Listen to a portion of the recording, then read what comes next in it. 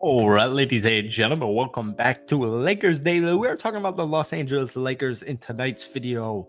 So the Utah Jazz suck. I don't know if Danny Ainge knows this. They still refuse to trade away Lauri Markkanen. But there are two players on the Utah Jazz that really catch my eye from a Lakers standpoint. One of them is Walker Kessler, who is really rising through the trade rumor sphere right now. And the other would be Mr. Colin Sexton, who feels like he's been in the NBA for like a decade, but he's still 25 years old. My thing, I was talking about buddy Arjun. Shout out to Arjun if he's watching this video here. He's a diehard LeBron James Lake Show fan. And I was asking him after the Lakers lost out on DeMar DeRozan, but I say that out loud, the Lakers didn't even offer a trade for DeMar DeRozan. So I was like, look, he's my biggest Lakers fan friend. What moves do you want to see? And he's like, we need to make a bunch of big, small moves. And this is right on par.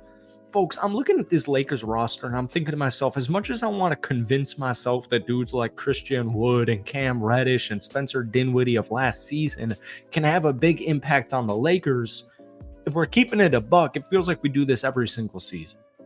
It feels like we do this every single season. Like literally every single season since the championship, of course. So I want to talk about Walker Kessler and Colin Sexton because I hate the idea of doing business with Danny Ainge, but there is definitely compilations or trade packages that you can acquire Walker Kessler and Colin Sexton from, hard-headed Danny Ainge. So welcome back to Lakers Daily. Obviously, we're talking about the Lakers in tonight's video. But before we do, if you guys enjoy it, be sure to hit that like button, hit that sub button as we push for 5,000 subscribers. If we could try and get this video to 500 likes, it would mean the absolute world to me. We've been playing around with the idea that the Lakers make zero moves on this channel because DeMar DeRozan was unideally my first option. The fit doesn't make any sense as far as like championship aspirations go, but I do know that DeMar DeRozan on the Lakers would make this team a certified top 6 seed. Outside of LeBron James, Anthony Davis, and Austin Reeves, there's literally no consistency on the roster. And this is going for like my Lakers fans watching this video who just want to run it back. There's no consistency on this roster. You could say the fourth best player on the Lake Show last season was D'Angelo Russell. Let's run back the playoff film, right? Inconsistent across the board.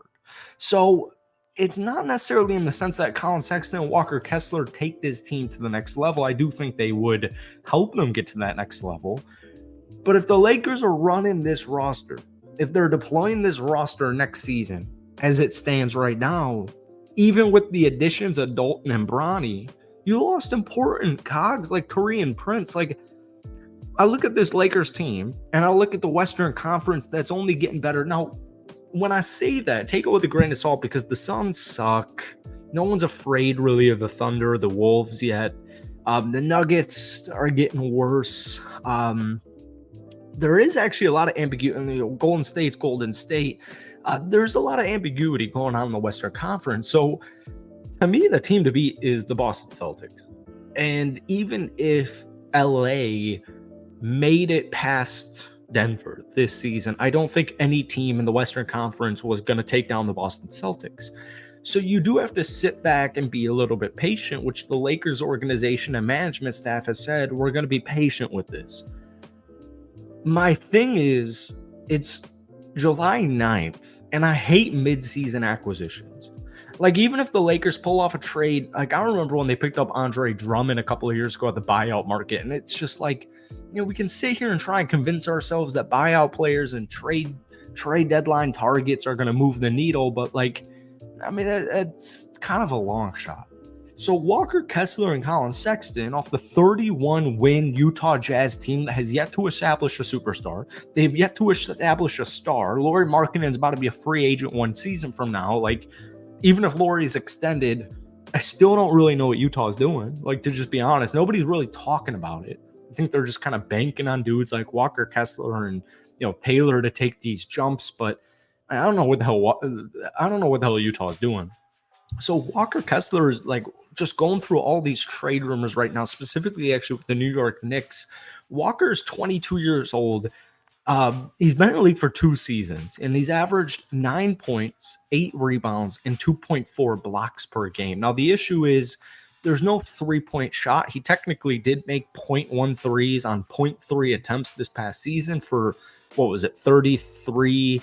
No, technically, oh my goodness, I was looking at Colin Sexton. He's technically a 22% 3-point shooter. Obviously, Walker Kessler isn't going to extend the floor, but I do think to help out AD Davis, Walker Kessler would be great because he's one of the best rim protectors in the NBA, even at such a young age. But Walker Kessler is just more of help to me because Jackson Hayes, much like every player on the Lakers that isn't named LeBron or AD, is awfully inconsistent. But where the real fun comes to me is with Colin Sexton. Anytime I've actually talked about Colin Sexton on this channel, a lot of people hate it. I don't really know why people hate Colin Sexton. People keep bringing up his tenure in Cleveland. Doesn't make any sense to me. Colin's coming off a season where he played 26.5 minutes per game. He averaged 19 points, 2.5 rebounds, 5 assists, about a steal per game, shooting 49% from the field and making 39.5% from downtown. My favorite thing about Colin Sexton is he played in 78 games, but he only started 51 of them. He's played in 344 career NBA games, but he's only started 274 of them. So even if JJ Redick decides that Austin Reeves is the dude to start at the number 2 position, well, Colin Sexton's still going to play 25 plus a night, and he's going to be the bench plug energizer bunny. And that's just something I keep looking at this Lakers roster from last season. I'm looking at this bench, and I'm like, it was practically nothing as far as consistent scoring goes, right? Maybe Rui, maybe Austin, but that's when they're playing with the bench unit. So it's like, Colin Sexton, to me, you're getting almost a 20-point per game scorer. You're getting one of the best rebounder / rim protectors as far as youngins go in the NBA and Walker Kessler, but you're getting just a literal scorer. And one big knock people have with Colin Sexton is they go all the way back to like one of his last seasons with Cleveland where he put up about 25 points per game. And people like to say he's a ball hog. Colin Sexton was a ball hog in his first and second year in the NBA. Colin Sexton is no longer a ball hog. He averages about 3.6 assists per game. But once again, this past season, 5 assists per game. Like, he's not a ball hog. But even if he is, JJ Redick said LeBron James is going to be off ball. So I'd take a freaking ball hog. So that is it for me. Just speculation in tonight's video. Hope you guys enjoyed it. Be sure to hit that like button, hit that sub button for daily Lakers content. But let me know your thoughts on Walker Kessler and Colin Sexton coming on over to the Los Angeles Lakers. Peace.